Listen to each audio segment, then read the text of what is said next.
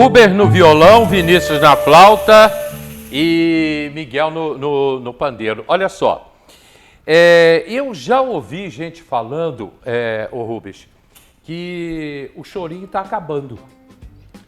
Pois é, o chorinho... Vocês já ouviram isso também, né? Algumas pessoas têm essa percepção, né? Em alguns momentos da história isso já foi dito, Hélio. Mas o choro é uma cultura, né, de música popular brasileira que eu acho que nunca vai acabar. Por quê? Porque o choro é uma música de formação, né? É um gênero que forma músicos. Então, a pessoa que estuda, que se dedica ao choro, ela pode partir para vários campos dentro da música, porque é um gênero de formação, um gênero que tem uma harmonia elaborada, as melodias são bastante complexas, então... a rítmica também, então é um gênero de formação, eu acho que sempre vai haver o cultivo desse gênero. Muitas das vezes a gente não tem a percepção, porque aqui no interior a gente não tem tanto contato, né, com grupos de choro e tudo mais. Mas no Rio está acontecendo, tem muita gente jovem aprendendo esse gênero, buscando desenvolver. Então, assim, teve um período dos anos 60 em que o choro vinha em alta, e veio a bossa nova Aí e veio caiu. a bossa nova. Naquela época acharam que o choro ia morrer, mas não, o choro foi revigorado no início dos anos 2000, né? Inclusive foi o período em que foi instituído o Dia Nacional do Choro, né? Que foi em 2000, através da lei número 10.000 do então senador Arthur da Távola, né? E foi sancionada pelo presidente da época, Fernando Henrique Cardoso, em 4 de setembro de 2000. O Dia do Choro. O Dia do Choro. Então nós estamos no 25º. De lá para cá houve uma revitalização desse gênero, mais divulgação. Aqui é aberto, pode entrar, não fica todo mundo parado, não pode falar. Então eu acho que... Eu ia pontuar que essa dificuldade, né, de trabalhar com choro, Pixinguinha já sentiu lá atrás. Sim, tanto que, é verdade. Tanto que ele, grande compositor que foi, chegou a trabalhar fazendo arranjos para poder ganhar vida. Né? Para poder ganhar dinheiro, chegou a fazer arranjos para Carmen Miranda, isso. Grandes gravações. Aliás, que tiveram. Vocês assistiram o filme Sim. Aquilo ali... Fundamental, aliás, recomendo fortemente. Pixinguinha é um homem carinhoso. Vezes. Recomendo fortemente. O choro tem o quê? Uns 100 anos, 90, 100 anos? Desde o século XIX. Desde o século XIX. Século XIX, né? Da segunda metade do século XIX para cá, a gente pode dizer, tem uns 150 anos já esse gênero. Porque o choro era mais povão, né? Vem mais das raízes do povo. O choro, na verdade, ele é uma mistura, né, Hélio? Porque você agrega, vamos pensar no contexto da época, né? A gente tinha no Rio de Janeiro como a capital do Império, né? Da colônia ainda, né? Na meados do século XIX. Então, dali chegava muito músico. Foi quando chegaram os instrumentos, né? O violão, a flauta, o cavaquinho, o bandolim, que vinha da Europa. E teve uma influenciação forte das danças de salão europeia, com a música popular portuguesa. E aí ia chegando músicos que iam ensinando para os nativos, os nascidos aqui, descendentes ou não de europeus. Então é uma mistura, né? Que você pega ali a música europeia, a música dança de salão, os ritmos afros, né? Que também sedimentam essa construção do choro, e você começa a ter a primeira música urbana brasileira, que era um choro, o primeiro estilo, o primeiro gênero de música autenticamente brasileira. Primeiro era uma forma de tocar aquelas polcas, aquelas valsas europeias, que foi se abrasileirando, aí vieram as composições, os mestres vieram surgindo. A gente falou de Pixinguinha, mas quais foram os grandes nomes do chorinho? O primeiro, conhecido como pai do choro, é Joaquim Calado. Tido como pai do choro. Né? Uhum.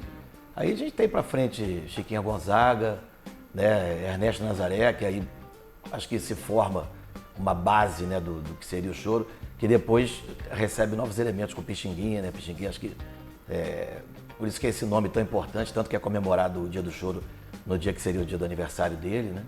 23 de abril. E pra frente depois de Pixinguinha vem muita gente, aí tem Jacó do Bandolim, Valdir Azevedo, enfim, a gente começa a citar, vai errar, né? João Pernambuco, Garoto, enfim.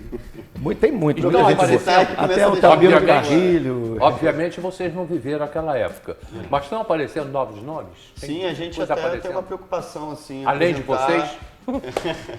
A gente tem uma preocupação no nosso repertório em apresentar também compositores contemporâneos, que eu acho que leva para aquilo que você perguntou, se o choro tá vivo, né? E acho que agora também a gente vive num momento, depois dos anos 2000 e tal, de ter uma grande quantidade de novos compositores, de novas composições que estão sendo tocadas e são tocadas pelas rodas e absorvidas pelo público também.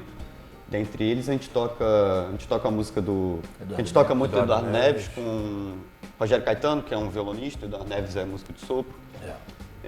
A gente também mistura algumas coisas do universo instrumental, da música instrumental, que também tem essa fusão hoje em dia com o choro, como um gênero de tradição, de formação. A gente toca, por exemplo, Hermeto Pascoal e algumas outras galeras aí também. Maurício Carrilho, que é uma pessoa também que tem muitas composições que são tocadas nas rodas e super atuais. Então a gente tem um pouco essa preocupação de trazer a contemporaneidade. Não vou mudar de assunto não, mas só curiosidade minha, porque eu já li muito, eu sou fã e já li muito, já vi filme dela, Chiquinha Gonzaga. Como é que vocês imaginam a vida de Chiquinha Gonzaga naquela época, hein? Ela rompeu barreiras, né? Pois é, né, cara? Ela rompeu barreiras. A Chiquinha estava num momento ali de efervescência. Aquele momento era um momento muito efervescente, eu imagino, culturalmente, na poesia, na música, na política também, né? Ela, inclusive, fez parte do movimento ela deveria ser uma abolicionista. pessoa, ela tinha que ser, ela era uma pessoa muito forte, né? Sim. Um ser humano muito forte. Imagina uma mulher muito naquela forte, época se destacar como instrumentista. Naquela época era coisa, ir tocar, era inconcebível, né? Então ela era realmente uma mulher muito forte. É o que eu penso também. Pois é, eu penso como Muito uma forte, mulher muito forte naquela época. E tinha boas amizades, né? Ela tinha amizade, eu acredito que, assim, ela era amiga do Joaquim Calado, né? Que era um maestro, né? De banda, aquele camarada com aquela formação, que deve ter ajudado ela no seu processo, assim como o próprio Ernesto Nazaré. Como ambos eram pianistas, né? Imagino que eles devem ter trocado muita ideia ali, essa troca de aprendizado. Agora você falou da Bossa Nova, quando surgiu a Bossa Nova, que mexeu um pouco com o chorinho, né? Mas foi por quê? Porque a Bossa Nova ela surge mais numa elite ali da zona sul do Rio de Janeiro, aquela Leblon, Ipanema, aquela região ali que surgiu a Bossa Nova.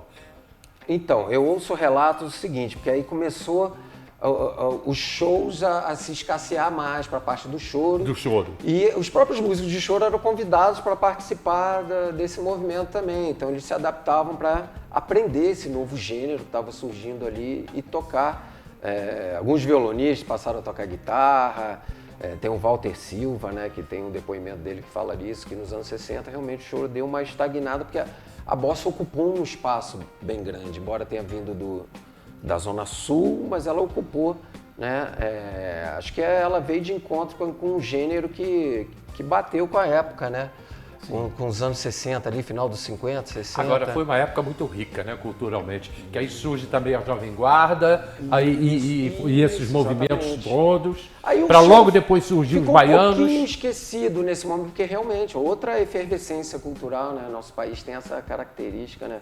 De ter essas ondas assim, né? E veio depois a Tropicália também, que vem surgindo, né? Então, assim, isso na ocasião, mas no subúrbio continuou se fazendo as rodas de choro, os encontros informais, que é esse ambiente, né? Onde se aprende, onde se compõe. Mas se a gente voltar lá no passado também, você falou o chorinho.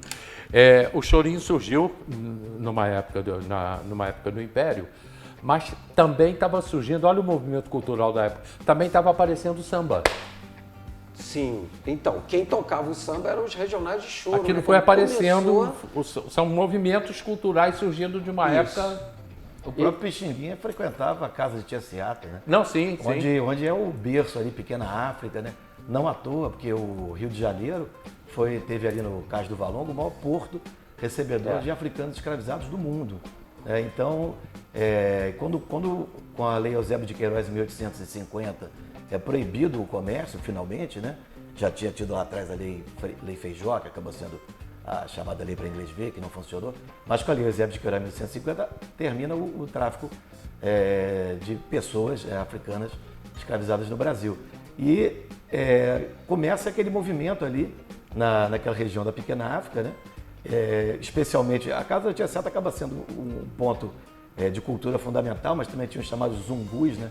Que eram casas de convivência também de pessoas de descendência africana, né? Onde se fazia uma comida também das tradições deles e se fazia música e tudo mais.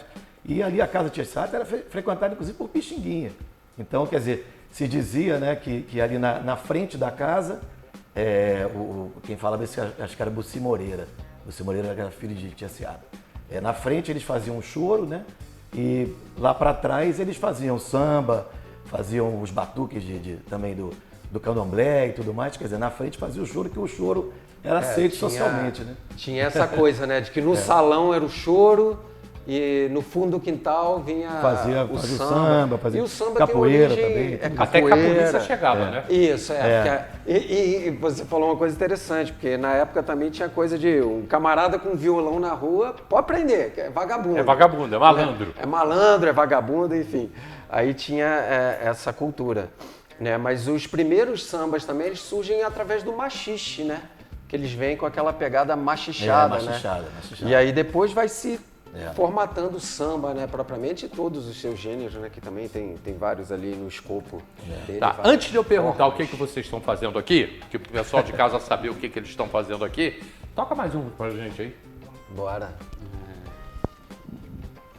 Fazer o Corta-Jaca, Chiquinha Gonzaga. Pode ser.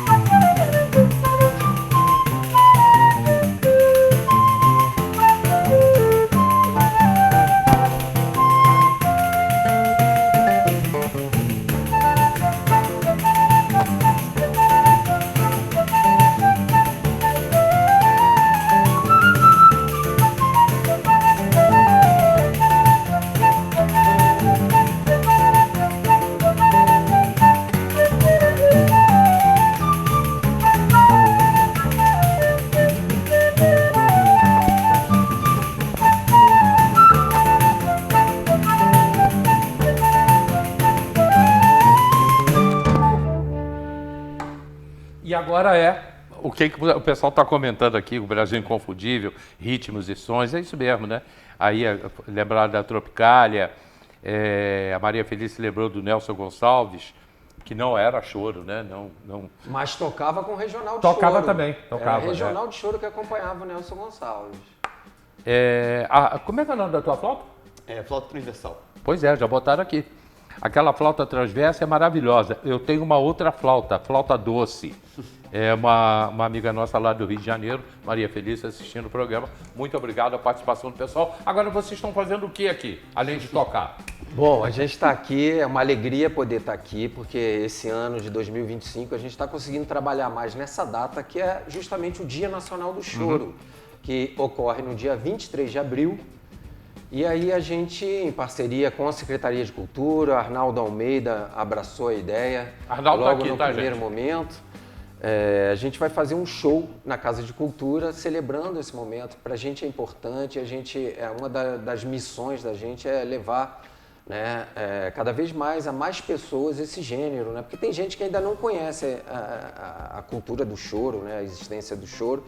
Então, dia 23 de abril, A gente vai estar na Casa de Cultura, é totalmente gratuito. Venham com a gente curtir um show completo sobre o choro. Vai ser às 19 horas, lá na Casa de Cultura, entrada franca. E a gente está aqui para divulgar o Dia Nacional do Choro. Ok? Isso. Dia Nacional do Choro, 23 de abril, que horas? Às 19 horas. 19 horas. A gente não pode esquecer de falar também, né, que no dia seguinte, no dia 24, nós estaremos no Sesc, também No fazendo Sesc choro. Não, então pode falar. Então vão ser, na verdade, a gente está No comemorando... Sesc aqui. A Sesc aqui, no Bistrô. Então Bistrô, vai às ser 20 bem horas. comemorado esse dia do choro, no próprio dia e até no dia seguinte também. Então, dia 23 de abril, Casa de Cultura, às 19 horas, e dia 24 de abril, Sesc, às 20 horas. Amigos do Choro. Perfeito. E aí perfeito. vai lembrar também que no sábado a gente ainda toca também lá no Breuzinho, lá ali na Rua Sloper, no alto, atrás da sim, onde Feirinha é do essa Alto. aí ali. A gente faz uma roda de choro lá todo sábado, às 3 horas. Então semana que vem a gente também vai estar, né? Vocês colocando têm em pauta feito essa comemoração. roda de choro ali? Sim, Todo aliás, sábado, é, a partir das 3. graças ao Breuzinho que esse grupo existe, porque a gente atrás tem... da feira, né? Atrás Descendo da a rua feira, Sloper. do lado Na do Sloper. Lava Jato ali, na Sloper, Isso. 232. Logo atrás da feira, a 20 metros dali. Aos sábados, 3 horas. Sábados, já 15 tá. horas. É Estamos o que lá mantém tocando. a gente poder, essa coisa do gênero, que é a roda de choro nesse ambiente descontraído, espontâneo, onde a gente vai trocar ideia, tocar música e compartilhar dessa cultura. Muito obrigado. A gente vai Nós continuar agradecemos. falando disso aqui. Vamos falar bastante.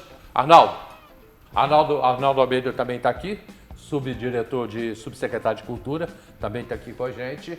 E a gente vai divulgar bastante. Daqui a pouco eu vou falar do Cultura de Raiz, a matéria de hoje aqui no programa. Já para você. Vocês encerram aí, entram no choro e daqui a gente vai para o comercial. Não posso deixar também de agradecer, desculpa, agradecer ao apoio da Secretaria de Cultura, especialmente na pessoa do subsecretário também, o Arnaldo, que faz essa ponte, né, com a gente, esse diálogo, e nos deu essa possibilidade também de levar o choro para a Casa de Cultura no dia 23. Então, agradecer a Prefeitura de Teresópolis e a Secretaria de Cultura. Arnaldo sabe o que é Pelo bom, espaço. ele sabe. É a pessoa certa no lugar certo. O secretário Vanderlei e o subsecretário Arnaldo. Ok, é com vocês. Isso aí. Obrigado, Hélio, pelo espaço. Obrigado a todos que nos assistem. Pode ser.